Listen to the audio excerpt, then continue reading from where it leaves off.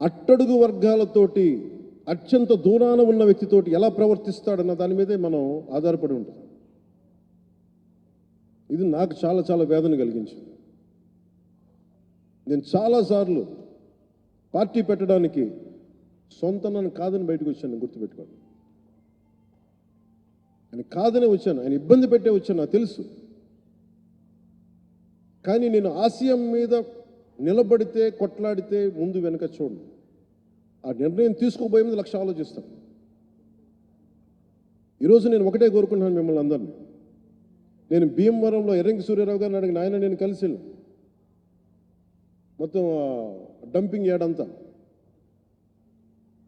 నేను నిజంగా గెలిచి ఉంటే ఈ పార్టీకి మొత్తం తీసే మొట్టమొదటి రాగానే వచ్చిన పైన చేసేవాడిని. రేపొద్దున జనసేన గెలవగానే ముందు ఆ దుర్గంధం వచ్చే ఆ డంపింగ్ యార్డ్ని సరిచేయాల్సిన అవసరం.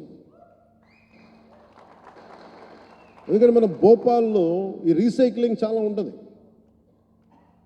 లాస్ వేగాస్లో కానీ భోపాల్లో కానీ ఈ డంపింగ్ యార్డ్స్ని ఇబ్బంది లేకుండా ఎలా చేస్తారనేది చాలా ఉంది.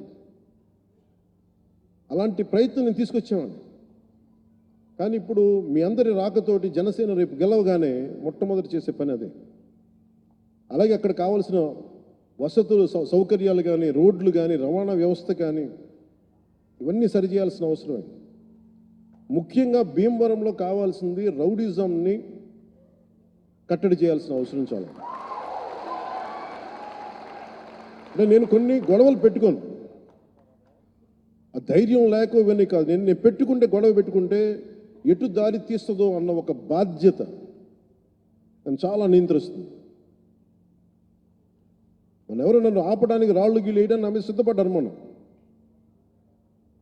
అలాంటి రౌడీ మూకలకు కూడా చెప్తా ఉన్నాను, నేను చాలా హ్యాండ్స్ ఆన్ పొలిటికల్ లీడర్, గుర్తుపెట్టుకోండి. ఎంత పద్ధతిగా మాట్లాడతానో, ఎంత పాలసీ మేకింగ్ గురించి మాట్లాడతానో, మీరు గొడవలకి సై అంటే దానికి రెండింతలు సై అని చెప్తాను, గుర్తుపెట్టుకోండి.